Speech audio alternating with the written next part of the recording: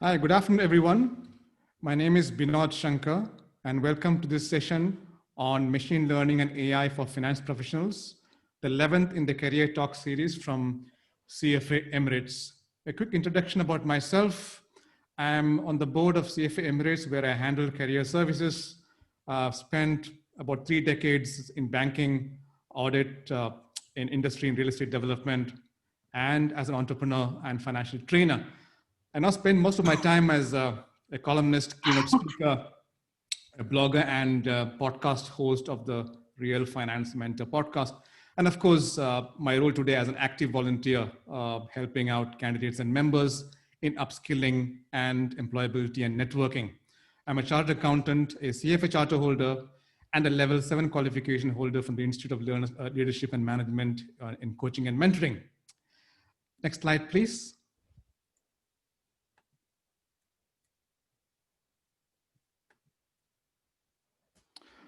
Quick agenda, we'll talk about CFA Emirates, a career center. I introduce you to the topic and the speaker, after which our esteemed speaker, Sri Krishnamurthy, will take over. We'll have a 15-minute Q&A at the end. Next slide, please.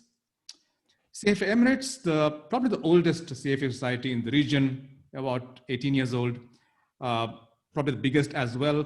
And hence, we do quite a lot to add value to members, events in terms of education, career support, and communication. Next slide, please. Specifically of interest, of course, is career services, which I head, and we have been slowly expanding the scope of our activities over the last 9 months. So one of the things we do is a CFA Research Challenge, which is actually outreach to universities, helping people upgrade their skills, and we made it to the EMEA finals last year. The second is a career center, which I encourage all members and candidates to sign up. It's a very global portal where employers can see your CV wherever you are, and it's free of cost for both employer and candidate. We've also entered into a couple of very interesting and important collaborations for learning on financial modeling, which we think is a very critical skill for CFA charter holders and candidates, with CFI for basically access to high quality online courses, and with FMI, Financial Modeling Institute, which is an exam provider for their periodic exams, AFM and CFM. Communication-wise, of course, we send out regular emailers to our database on resources and events. And this, of course, is the 11th, as I mentioned, in the Career Talk series, where we bring practitioners and experts in both soft skills and technical skills, very career-focused discussions on new trends, on what you need to learn to basically make your way into and up in your career. Next slide, please. Housekeeping. Today's webinar is scheduled for 60 minutes. All participants are muted. We welcome questions via the Q&A chat function at the bottom of your screen. The webinar has usually been recorded and will be available to view a week after on CFA Society Emirates website. At the end of the webinar, please take a moment to complete the short survey that our operations manager, Sevan, will send to you. Your feedback is actually quite important to us because we look at it and we design our webinars and other sessions accordingly. Now, before we go ahead, of course, I need to introduce the topic, which is machine learning and AI for finance professionals, an intuitive introduction. So we're going to talk today about AI and ML, how they're revolutionizing financial services, introduction of key concepts and illustration of the role of ML, including data science techniques and AI, through some interesting examples and case studies, use cases from the investment industry, use simple math and some statistics to provide an intuitive understanding of ML as used by financial firms. And of course, very importantly, careers in ML and AI, and how professionals should prepare for careers in the 21st century, especially post-COVID-19. Now, of course, it gives me great pleasure to introduce our speaker, who is actually well known at the CFA Institute as well. Sri Krishnamurthy is a founder of Quant University, a data and quantitative analysis company, and the creator of Machine Learning in Finance Certificate Program and the Fintech Certificate Program, and teaches classes at Q.Academy. He teaches an advanced graduate data science, cognitive computing, deep learning, neural networks, and big data course in the Masters in Information Systems program at Northeastern University. Sri has more than 15 years of experience in analytics, quantitative analysis, statistical modeling, and designing large-scale applications. Previously, Sri used to work for Citigroup, Endeca, which I think is connected to Oracle, and MathWorks. He's trained more than 1,000 students in quantitative methods, analytics, and big data in the industry, and at Babson College at Northeastern University, where he taught the MBA core course on data, models, and decisions. And of course, he's also taught at Hult International Business School. Now, qualifications wise, Sri comes very impressive and very meticulous pedigree. He is, of course, a mechanical engineer, a BTech mechanical engineering from Bangalore University. And then he went to the US and earned an MS in computer systems engineering and an MS in computer science, both from Northeastern University. And to top it all, he's got an MBA with a focus on investment from Babson College. And over and above that, and I promise I'll stop here, he's also a CFA charter holder. Now, the reason why we invited Sri is because he actually has domain experience across both asset management / finance and engineering. So, and of course, he speaks with a lot of clarity. And without much ado, I'll hand over the session to Sri Krishnamurthy. Sri, over to you. Thank you so much, Vinod. Thank you for the kind and the introduction, which I feel like it's very humbling that you're taking so much time to introduce me. And I really appreciate the opportunity to meet you all virtually.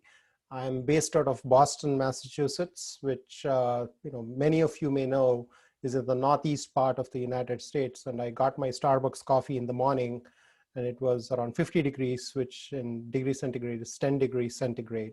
And I was kind of thinking about my CFA journey. And it's contextually, you mentioned about the CFA Institute Research Challenge. I forgot to add that onto my resume, Vinod. I have the bragging rights of being on the first team which won the CFA Institute Research Challenge, both at the regional level and also at the global level. So we were the first champions of the CFA Institute Research Challenge. This was 13 years ago. So I mentored multiple teams since then. So I really, really appreciate that opportunity of being a part of the challenge. And for CFA candidates who are interested in kind of making a career in finance, please do consider that as an opportunity to kind of enhance your knowledge. So I will spend the next 40 to 45 minutes giving you a quick introduction to what AI and machine learning is all about and how the financial services industry is getting influenced with all these cool technologies which are happening out there. I have had the good fortune of seeing some of these technologies applied firsthand, and we have built multiple systems for various companies. And now that AI and machine learning is becoming global, the world is going to change, and we'll have to figure out how we are going to live with machines and how are we going to learn and what are the kinds of skills we got to learn and how can we add value to the processes which we have known for many, many years. Additionally, we also want to think about how can we leverage all these machines? How can we leverage all these techniques which are out there to enhance our investment processes? Things which we are spending a lot of time doing and not enjoying, how can we delegate those things to machines and be more efficient and prepare ourselves towards careers which are going to be much more enriching than what we currently have, especially with all the baggage of processes which we have been dealing with many, many years. So that's going to give you my focus. And what I want to leave with you by the end of this presentation is an excitement towards this field. And for people who are thinking, financial services is all about number crunching, I just want you to understand that numbers is just a small piece of the whole puzzle. The decision making is the most important piece, and humans are going to be an integral part of investment decision making now and in the future. Now, the question is, how can we leverage all this information which is readily available at our fingertips now? In the past, it had to be something which you had to acquire through either affiliation through various databases or systems, and you had to go into certain organizations only to get access to the information. But because of the democratization of knowledge, you're seeing all these things come in. So I want to kind of give you the perspective that you should consider machine learning and AI seriously throughout your career from now on to however long you're going to be working in the financial services industry. So in today's presentation, I'm going to give you a couple of things which are happening in the industry, and I'm also going to give you a big picture intuition of what is AI and ML in the first place. And I'll show you some examples on how machine learning and artificial intelligence could be applied in practice. Now, the first thing I want to kind of take you is through a tour of like what has happened in the world over the last 50 to 100 years or so. And if you kind of look at the Industrial Revolution, back in the day when people thought about machines, they thought about, well, humans have limitations in terms of what we could do. And then we started thinking, well, how about we use water power and steam power to make our life simpler and to automate various things. And that was kind of the first Industrial Revolution. And then people thought about, well, can I build things in a much more automated way? Can I build things in ways in which I could leverage scale, I could leverage efficiencies? And that's how the whole mass production, assembly line, and all the techniques in the auto industry basically revolutionized the way things were being done in the industry. And then came computers and automation, wherein we would think about, well, welding is such a intricate process. I used to be a manufacturing engineer way back at Larsen & Toubro back in Bangalore 20 plus years ago. And I would kind of see, humans lifting all these heavy plates and then arranging them, mistakes happening, and then they had to scrap those parts. And that's where people thought about, well, why can we not just use machines to do many of these things? And then now we are kind of having this confluence of data and machines and humans coming together and creating these amazing technologies. And we are in this interesting day and age of COVID-19. 6 months ago when COVID hit, whenever I used to present, I would always kind of think about like, I'll look at all these uncertainties. But now we are seeing that the world is moving in a different pace. And you've seen the Amazons of the world, the delivery services of the world, all kind of, running with machines and data and automation kind of just basically making life, something which we had never envisioned even a couple of years ago. And that's where we are kind of seeing all these technologies playing an important role in the lives we lead. And that's going to happen in financial services too. Now, we talk about how scientists are disrupting our way of living. And I was kind of looking at some of these newer technologies which are coming in the world. And people talk about using hops from building to building, using different kinds of flying machines. And there used to be a television program called as Jetsons way back in the 60s in the United States, talking about life in the next century. But that's kind of becoming a reality with AI and machine learning. And the way you track those innovations is if you go ahead and look at some of the patent filings and some of the scientific literature which is coming out of various universities and various institutions, on the left side, you see a graph which basically talks about, between 2012 and 2017, you can see a significant increase in the number of scientific publications happen. And in the same time frame, if you look at the specific kinds of technologies, you see things like neural networks, support vector machines, rule-based learning, deep learning. All these are newer concepts in the context of AI and machine learning which are being adopted. The way you track industry adoption of these technologies is by looking at patent filings.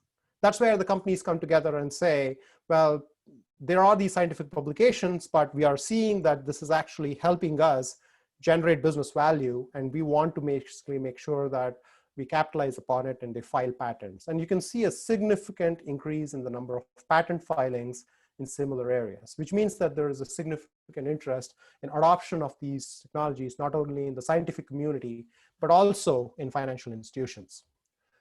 Some of this is probably more US-centric, but you can see that there's been a lot of interest in large banks like Goldman Sachs, JP Morgan, BlackRock. They're all bulking up their AI and machine learning teams. In fact, with COVID-19, there was initially in March when COVID-19 hit, people were expecting, oh, there are going to be mass layoffs and what's going to happen. And guess what? The financial industry is still thriving in some ways with respect to the stock market. And none of the jobs which haven't been cut are the areas wherein AI, machine learning, data analysis is heavily used. In fact, some of those positions are still vacant and people are still hiring, especially with digital transformation efforts and the movement towards using more automation related technologies. So how can you think about machine learning and AI? So I want to kind of contextualize it with an example. And this is a very dated example, I would say, but it still makes the impact. Tesla is no longer trading at, well, it's trading around 420 after the split, but this was pre-split. This was in 2018, 2 years ago, and Elon Musk sent out a tweet at 9:48, it's California time. So we live in Boston, the Wall Street is in the East Coast. So it was 12:48 p.m. in the East Coast and 9:48 a.m. in California. So he sends out a tweet at 9:48 saying that he's considering taking Tesla private at $420 and he has secured the funding. And guess what? Within half a second, this was already there on the Bloomberg event-driven feeds. And if you look at the graph, the market impact had already happened within a few minutes. To get that information and to process it and to make investment decisions, which is reflected in the stock price within close to a few minutes, it's impossible for humans to be there in the decision-making process to basically capture that information, make those investment decisions. And that's where we are seeing machines trade at the speed of light. We are seeing automation technologies and trading technologies all leverage AI and machine learning, which are driven through events, through news feeds, through various other aspects which are happening in the financial markets. And most of the Wall Street traders are not just thinking about strategies, they're thinking about implementation of those strategies and getting that advantage, leveraging these new technologies. And what does it mean?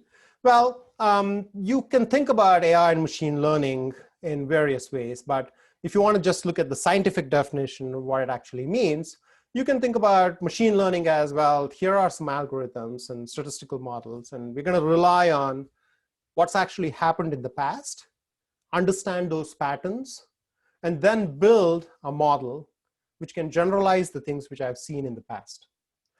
So we are predominantly leveraging data which we have observed in the past to build these machines. And sometimes when you think about artificial intelligence, it's basically the intelligence we all have, and we are trying to figure out how can we take what we do in terms of intelligent decision making and codify them in various machines. And that could be data driven, it could be rule based, but that's kind of the difference between machine learning and artificial intelligence. Now, when you think about your career, so Vinod was mentioning some of the career related aspects, and when I was training myself as a quant 15 years ago, most of the courses I took, or most of the classes I would be interested in taking, would be things like optimization methods, factor models, risk factors, the P and Q quants, the derivative pricing, the trading strategies, simulations, distribution fitting. And most of the CFA curriculum also touches upon some of these topics.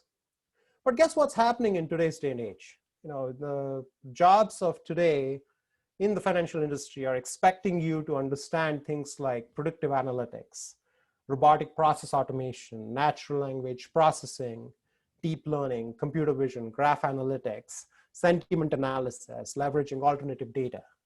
The whole notion of fintech is kind of revolutionizing finance in various ways, and the requisite skills which is being expected of people are also changing. And in the past, people would be just reading some of these statistical methodologies and trying to implement them. But now it's all data. You're figuring out what can I use this data for and how can I enhance my investment decision-making process. So if you look at the whole notion of machine learning and AI, you can kind of segment it into three core parts. And the three core parts are, you have the data element, which is fueling the whole revolution of data. But then you also have these smart algorithms. Many of these algorithms which were not there 10 or 15 years ago are currently being used. And we'll talk about some of these in a bit. And then you have this hardware revolution, things which was not possible because there were hardware limitations. When I came into grad school 20 years ago, I did a lot of research on machine learning and artificial intelligence, but I could not apply them because there was not enough technology power. Even the best computers we had were only able to crunch so much. So we were not able to implement these algorithms. But guess what has happened? We have GPUs and many other technologies which are revolutionizing the various things of today. So you must have heard about this term called as big data.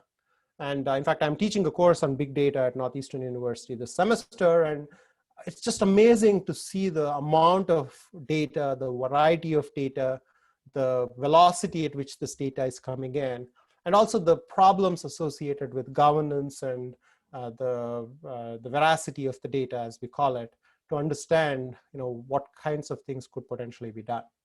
Which actually means that there is not a dearth of data. It's about how are you going to be leveraging all these data sets to make intelligent decisions. And many a times, a lot of people spend time on collecting the data, but they don't do much with it.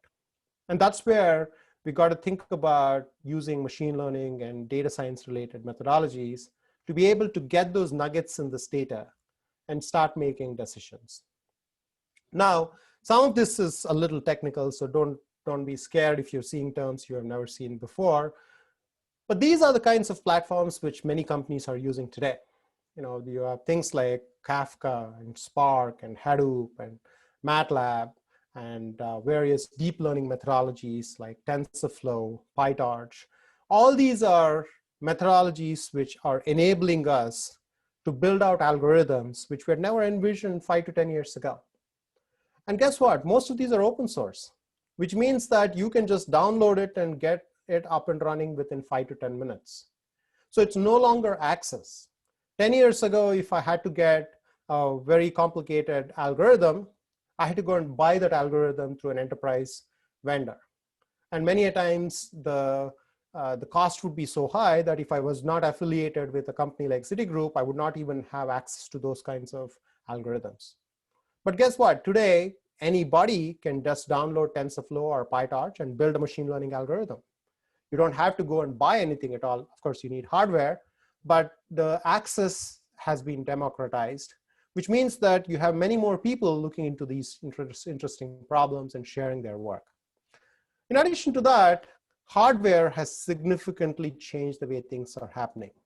And again, go back to the COVID-19 situation. 6 months ago, people were scared. What's going to happen? Are the industries going to stop? Guess what? Did not. Because most of the loads which were being run in machines locally are now moving to the cloud, and you are leveraging and renting hardware on Amazon or Microsoft's cloud platform or Google's cloud platform. And you have access to all these amazing hardware resources, which helps you crunch these numbers. So the time is gone when people said, I have a laptop, I have Excel on my laptop, and that's the limit to which I can do analysis. Because if you were supposed to do simulations, I even remember a few years ago, I was doing some work for a client and they had 1,000 simulations they were doing. And I asked what was the rationale for doing 1,000 simulations, and they said, the machine can only handle so much. And in order to run 1,000 simulations, it takes close to a day, and that's the amount of which we could do. So it was not a technical or a design issue. It was more like a technical restriction they had imposed upon themselves because of the amount of hardware they had. But that's no longer a problem today with all the amazing hardware resources you can potentially borrow and build out. In addition to that, you are also seeing all these amazing fintech innovations happening, newer financial products, newer ways in which you could do payments, things like blockchain and cryptocurrency models and derivatives and smart contracts. They're all changing the way the world works. And we have seen in the United States, players like Robinhood change the way people are thinking about the relationship between institutions and investors. But then also the planning equation has changed. When you think about retirement planning or education planning, how do you think about investing for the future? all those models are significantly being changed because of the amazing fintech innovations that are happening. And I'm going to show you an example on one of the companies which does some peer-to-peer lending as a case study in a little bit. But you're seeing so many innovations happening in peer-to-peer lending, crowdfunding platforms, ways in which you can raise money. In the past, you had only traditional channels. If you were a financial, if you were an entrepreneur and you wanted to raise money, the only channel through which you could go was like friends and family, or go to a VC, or maybe get a bank loan, or get the government to fund in you. But today, there are so many ways in which you can fund your business. And similarly, on the insurance side, you're seeing so many innovations happening. And in the United States, there are so many examples wherein people are buying insurance. You know, you rent a car and you're driving and you realize, oh, you know what, I'm going to be parking overnight tonight at maybe in a neighborhood which may not be very safe. So I want to add some additional insurance, and you can go and buy additional insurance. And with smart driving and with autonomous driving and other kinds of methodologies coming in, insurance is also becoming a ripe area for change. And of course, big data analytics and AI and machine learning solutions, some of the cybersecurity solutions, they're all changing the way in which we think about traditional finance. And the reason why I'm mentioning this is this fintech has the finance part and the technology part. And the technology part is heavily relying on some of these innovations in AI and machine learning, and leveraging all the three parts I told about: the data, the various algorithms, and the hardware. So it's leveraging all those innovations to make things possible. Now, if you start looking at some of the hardware landscape and the software landscape, and some of this is US-centric, obviously, because I'm based out of in here, but you can see so many innovations happening, you know, in not just financial services, but in natural language processing, in business intelligence, cybersecurity, model development, processing, monitoring. All those are horizontal innovations which are being used by various verticals, including financial services, construction, transformation, manufacturing. All those are fueling these innovations, which means that when you think about finance, you don't have to build out the whole stack from the beginning. You have a lot of companies already leveraging innovations which are heavily, you know, incorporating AI and machine learning techniques.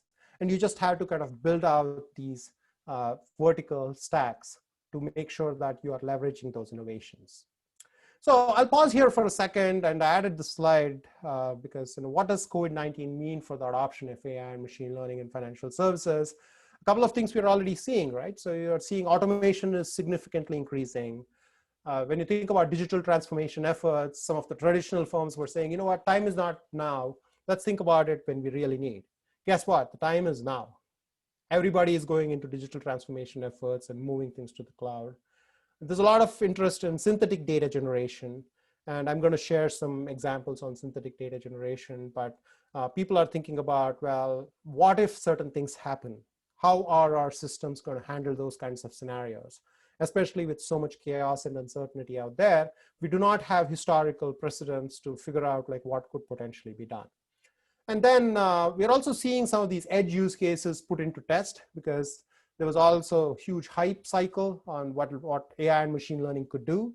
And people are now realizing that in certain areas, it's pretty good. In certain areas, it's not there. And then fintechs are definitely feeling the pressure, you know, especially some of the investments which went into companies and business models which were not proven. They are sensing pressure. And also, there's a huge realization about the importance of humans to make decisions, especially in the AI and machine learning world. So we are seeing changes, and some of it is drastic and sudden, but we'll have to see how we come out of this whole crisis, and what does it mean, what changes are going to be, you know, permanent, and what changes are going to be, you know, things which are going to go back to normal. And at least here in the United States, you're seeing many companies permanently adopt remote working. I think Microsoft, you know, made an announcement yesterday. They're going to make remote working a permanent option for working. So if those kinds of models change, there's going to be a lot more adoption of automation and cloud-based technologies in the financial services world. Okay, So I want to kind of briefly talk a little bit about some of the technologies when we think about what does machine learning and AI mean. And I'm going to go under the hood for a little bit just to kind of tell you what does it typically mean when people talk about machine learning and AI solutions. And for some of you who are technically savvy, pardon me, this may be too rudimentary, but I just wanted to keep it generic because we had just 45 minutes so that I can give you a big picture orientation of what it actually means. So when you look at some of the technologies out there, give me one second, let me see if I can minimize this. So if you look at the machine learning workflow, this is basically what people do when they talk about machine learning. And there is a whole workflow involved. And people usually start out with, I'm going to get the data. I'm going to explore and understand what the data actually means. And I want to clean the data and make sure that it's in a state wherein I can actually use it. We do what's called as feature engineering, basically understanding the important features in your data set which could potentially be leveraged for making decisions. And this is where most people talk about machine learning models. And here's where you talk about like neural networks and deep learning and decision trees and boosting and bagging. A lot of different both parametric and non-parametric methods, as they're called, are going to be used for building out these models. Some of them would be black boxes because we can't really understand what's actually happening under the hood. And some of them could be things which we can granularly figure out how individual features are influencing these outcomes. And then, because these are all data-driven, you have performance metrics to say, well, I've learned this from the past. And if I use this model to predict something, how good will I be in terms of building out a model? So in certain cases, if it is, if you have a lot of data, you may have models wherein it would say, well, this is pretty good. I can actually use it. Especially if it comes down to situations wherein an error doesn't really mean much, then it should be okay. But there could be situations wherein the cost is going to be so high.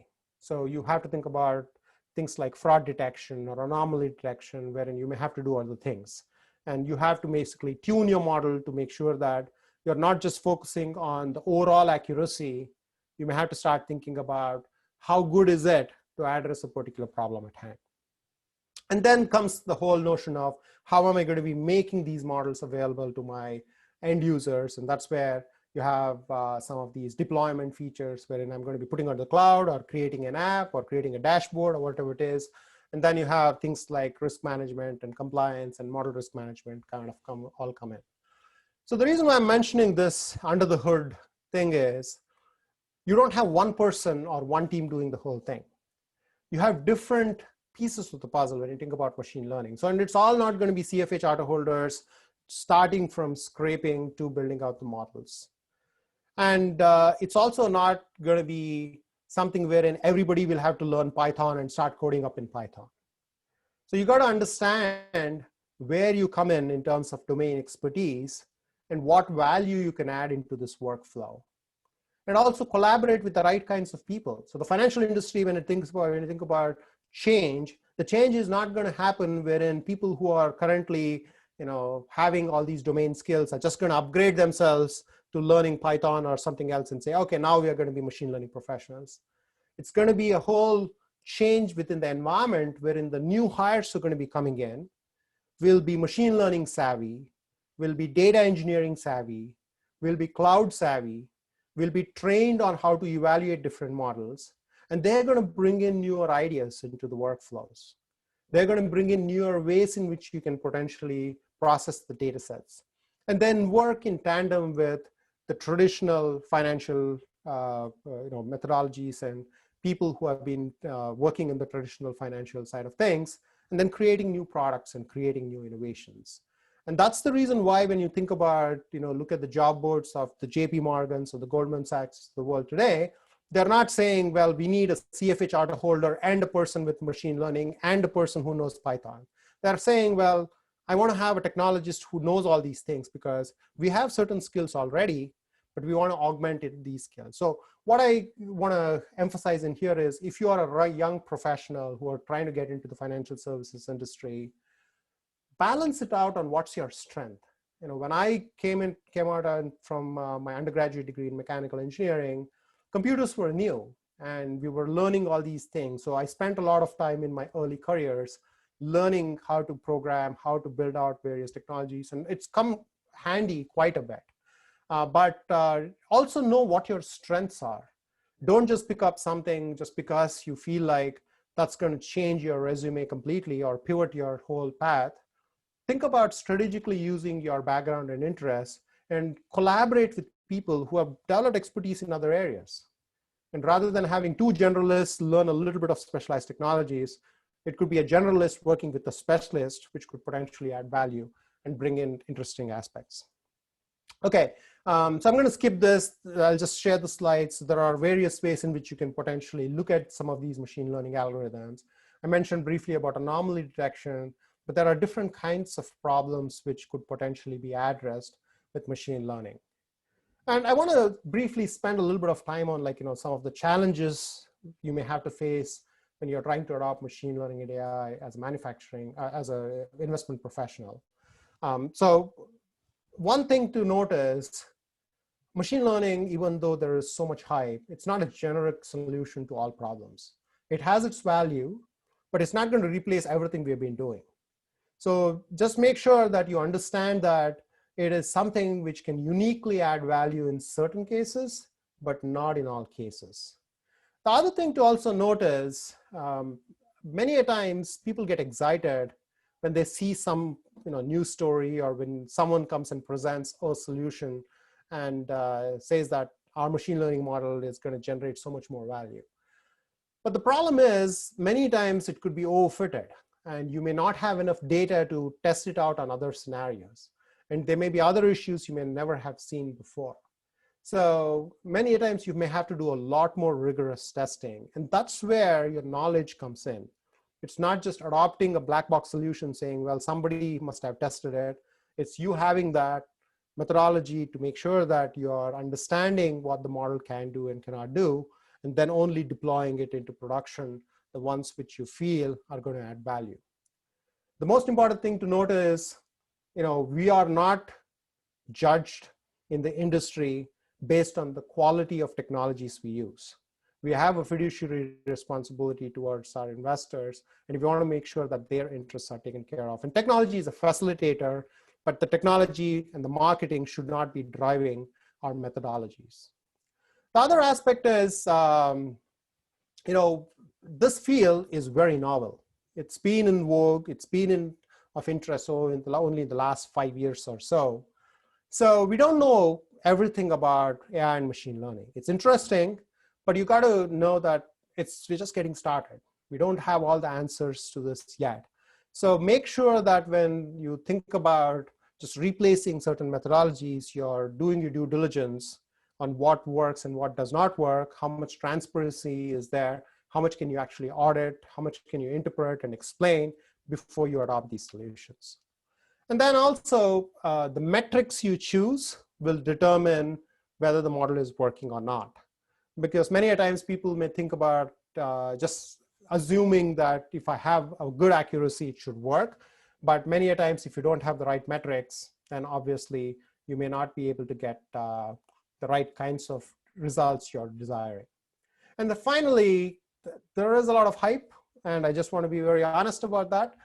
We are seeing that here too. A lot of vendors, a lot of venture capital money has gone into startups which do AI and machine learning, and they're all going full, in a marketing mode, selling solutions.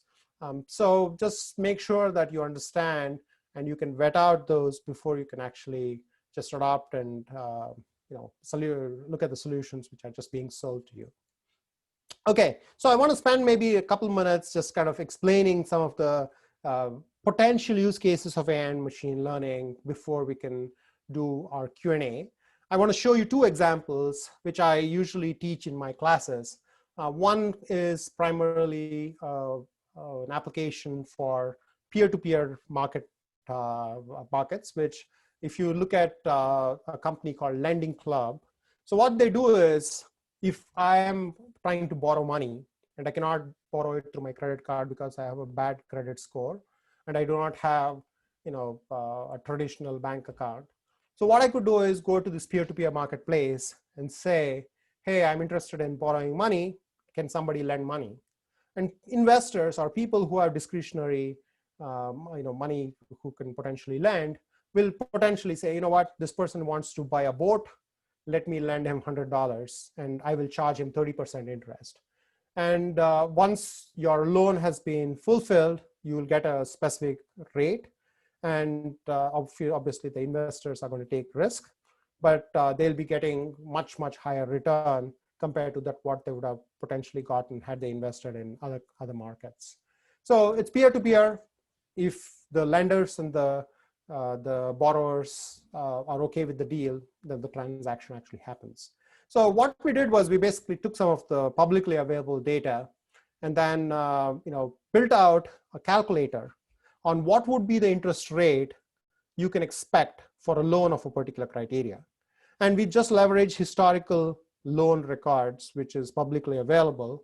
And we used a couple of different algorithms, a neural network algorithm, a regression algorithm, and also another algorithm which prominently works on trees. And then we built it out. And the credit pipeline which we built out was like, you got the data, you did some processing, you use feature engineering, built out a model, and deployed it. So it was all built on Python. So I'll kind of demonstrate that. I'm going to be sharing these slides, and Savan is going to send out a link so you can also try it out. So this particular demo, which I'm showing you. So here, what we have done is, it's an interest rate predictor, and we have taken 3 algorithms and trained the historical data using these 3 algorithms. And depending on the loan amount, the repayment terms, the amount of installment, the grade of the loan, whether your home is a mortgage or you own or a rent, what's your annual income, what's the purpose of the loan. After you specify these aspects, when you predict your loan, you can actually see how different models give you different interest rates. So this is just to illustrate that different models, even though it's working with the same data, will kind of give you different interest rates depending on the amount of training you could have potentially done for your algorithm. Okay, and I'll kind of stop for any questions after doing the presentation, and if there are any questions, I can help answer those. The second use case, we kind of built it in the COVID era because a lot of uncertainty was there. The VIX numbers were increasing like crazy, and we wanted to build a synthetic data generator which uses neural networks. And this whole notion of synthetic data generation is because when you think about real data sets, you don't have all the scenarios played out. You only have some of these scenarios which have happened in the past, and you don't have enough data to figure out like what are the futuristic scenarios. And there's a lot of problems in real data sets like missing sequences and missing data and stuff like that. In addition to that, there are a lot of problems with access to the data, privacy related restrictions, et cetera. And also there is this problem called as imbalance class problems, which is I don't have equal balance of all the classes in my data sets, which means that my algorithms will potentially side towards learning from the majority class. And when you have rare classes, you want to make sure that you generate synthetic data points so that you can make sure that your model also sees some additional data compared to that of the very small number of samples it could have potentially seen.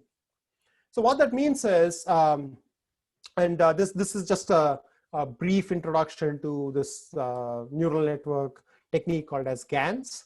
And the way it works is, so just imagine, and this actually happened in my house, my 8-year-old daughter, she wanted to create her own paper money. And she was just trying to like take paper and like drawing stuff and, saying money. And then she was saying, Dad, can you use this?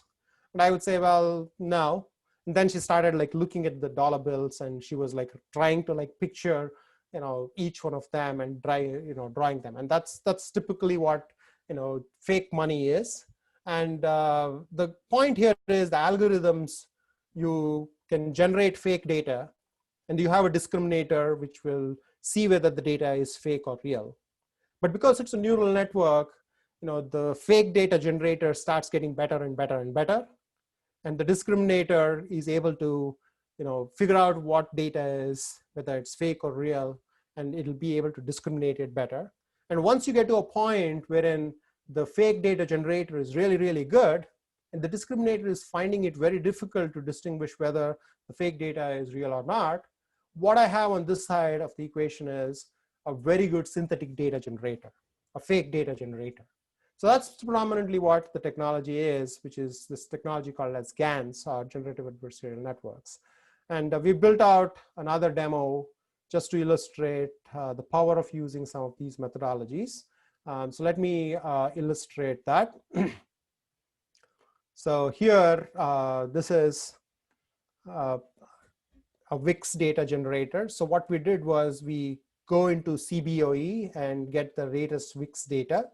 And then we configure our neural network, what the generator should be and what the discriminator should be.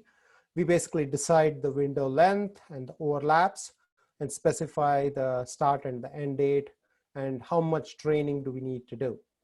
And once we do that, and when we do the simulations, what actually happens is you can specify how many simulations you want, what are the dates, and when you present it, you're basically seeing simulated Wix scenarios. So both investors and traders, they could potentially look at like how the Wix is going to look like over the next 15 days or whatever the time frame is, and generate these scenarios and then see what is the impact of those scenarios for those kinds of situations. And then you can also do some histograms and look at some of the bucketing of these simulations to understand the confidence intervals based on these scenarios. So these are some of the kinds of things people typically do in the industry, especially when you're using technologies like machine learning and data science related methodologies. Okay, I think it's 6:48 for you. So we will take a pause. So if you're interested in knowing more, we are actually running a fall school, and we are offering a bunch of different courses. One is a course in Python for data science, a course in machine learning and AI for financial professionals, model risk management, and the Fintech bootcamp. So happy to answer any questions if you're interested in taking those. And some of these were also, they're all available online. And we actually have a lot of people from India and the Middle East also taking these classes. So you're welcome to take a look at the site. And I will stop here. Thanks so much, Vinod. And ready for questions. Thank you, Sri. I think that's a very complex area that you covered in just about 43 minutes, I think, which is quite difficult, I suppose. So it's a very quick overview. But thank you for that, Sri. Before we dive into the questions which we have through the chat box, I have a fundamental and possibly a stupid question to ask you. So in the 90s, when I was going through my journey, you had ERP, it was a big thing. Right. Yeah. SAP, Oracle, blah, blah, blah. And everyone and every man and his uncle were running for that and getting trained on that and hoping to make millions on that, right? I didn't do it. Millions of others like me didn't do it. And we were perfectly okay. Right. We think. Okay. So my question to you is, you mentioned that AI is becoming a fad. It's like everyone is trying to sort of, get into AI, understand AI, teach AI, train AI, whatever. But I also talked to somebody the other day, and she's like yourself, an engineer and a CFA charter holder. And she said, you need three things to succeed or to get into this AI ML world if you're in finance. One is a problem-solving mindset. Right. Second is domain knowledge, whether it is insurance or banking or asset management or such. And third was, and this is the controversial part, it's some knowledge about coding and algorithms. Now, my question to you is, so in those days when Excel came out or ERPs came out or the internet came out, you didn't have to learn the mechanics of Excel or email or ERP to succeed in finance. You needed to have a problem-solving mindset. You needed to have domain knowledge. You also needed to know what the technology could do and could not do. So why this hurry about Python and R and MATLAB and blah, blah, blah? Aren't these three things enough without delving deep into technology for a finance professional to grow? Yeah, so that's a great question. It depends on how much you want to get involved with, right? And many a times when new technologies come in, it's obvious that you want to understand what's actually happening. And many a times you think that, well, I am really, conversant with certain things. And this is just an incremental change. And let me just learn a Python or R or MATLAB or something and do stuff with it. So you can come from two perspectives. One is, if you're seeing that I'm hitting limits in Excel. I'm hitting limits with the way in which I can potentially do things with my traditional suite of tools. If I use some of these newer technologies, I could do much, much better, right? So that is one perspective to say that I'm upgrading myself because I'm seeing these limitations and I want to leverage these newer opportunities. And that's perfectly fine. People can go and like take classes and become there or hire. My next hire, typically I've always my quants friends, they say, why are you taking a Python class?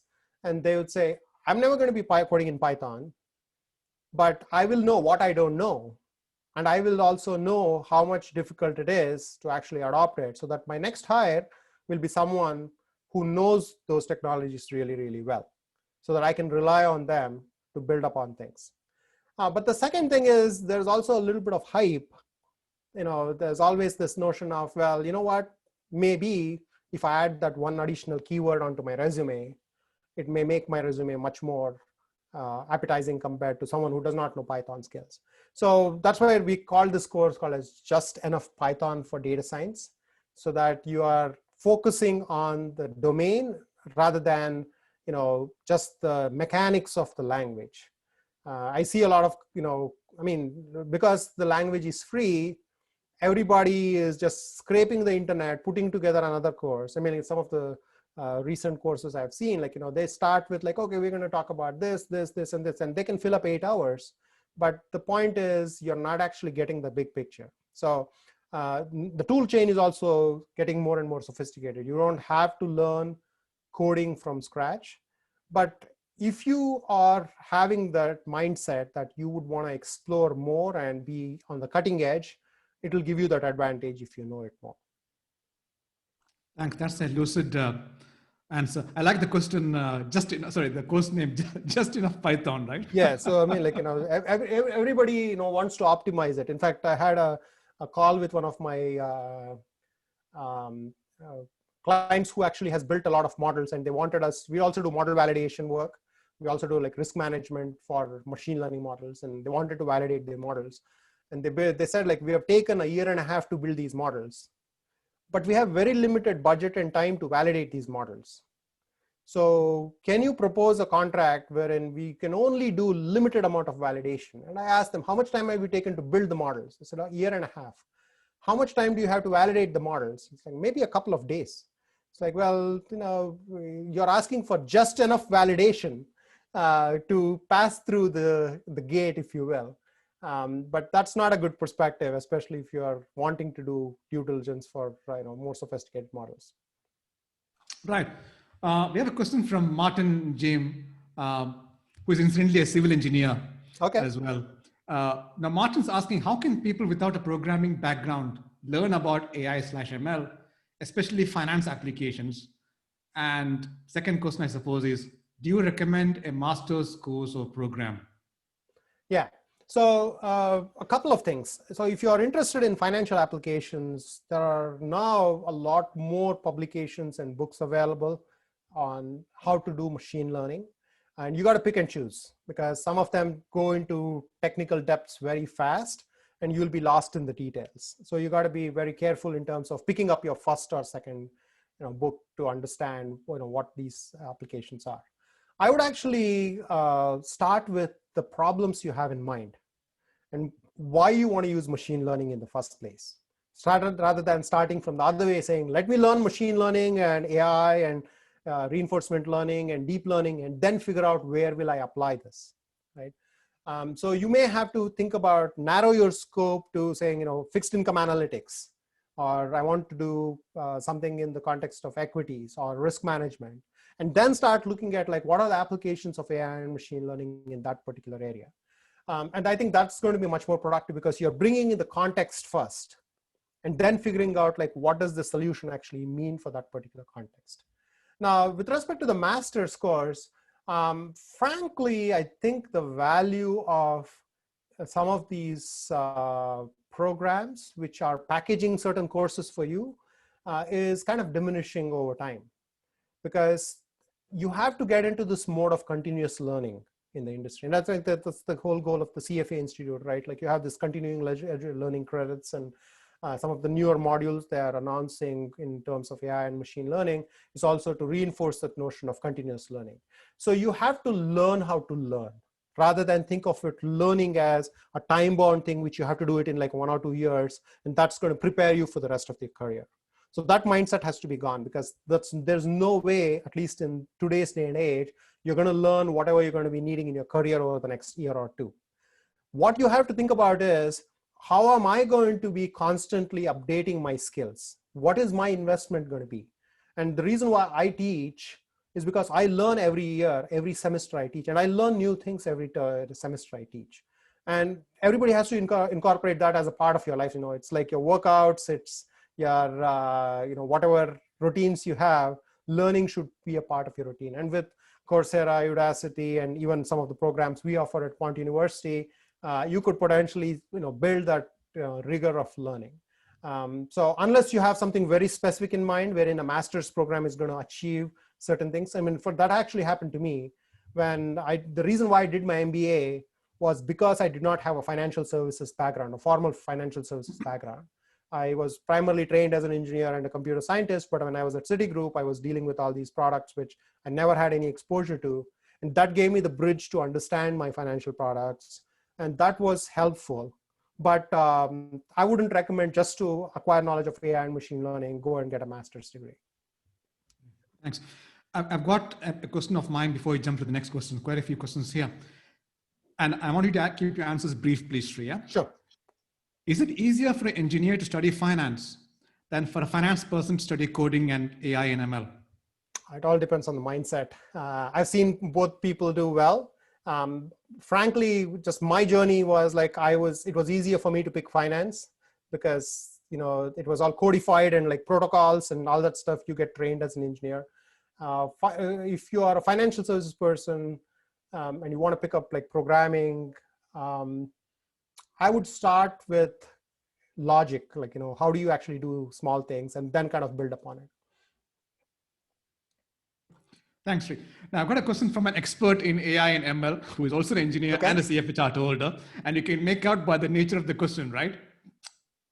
I don't understand most of it, but I'm going to read word for word what Karima has posted here, right? So data augmentation through GANs are certainly good to create a more balanced data set, but does not correspond to reality. How would you handle unbalanced data set in this case, such as anomaly detection? Yeah, so that's a great question, Karima. You know your GANs, you know your methodologies. Can you translate that question for a layman like us? Yeah, so basically what it means is, so here's, how do I put this? So, if I have, okay, so, think about my daughter wanting to separate out dollar bills and Indian rupees, right? So we have very few rupees, but a lot of dollar bills. Now she wants to be able to like distinguish between rupees and dollar bills. And if she just looks at a couple of a couple of Indian rupees, may not be giving the complete picture.